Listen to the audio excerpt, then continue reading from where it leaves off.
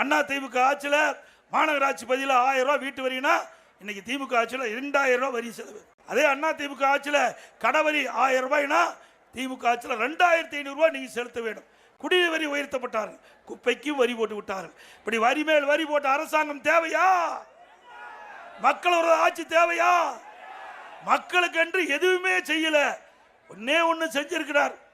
அவருடைய மகனுக்கு துணை முதலமைச்சர் பொறுப்பை கொடுத்து மகிழ்கிறார். வேற என்ன செஞ்சாரு?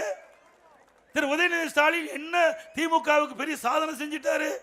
திராவிட முன்னேற்ற கழகம் பாரம்பரியமிக்க கட்சின்னு சொல்றாங்க.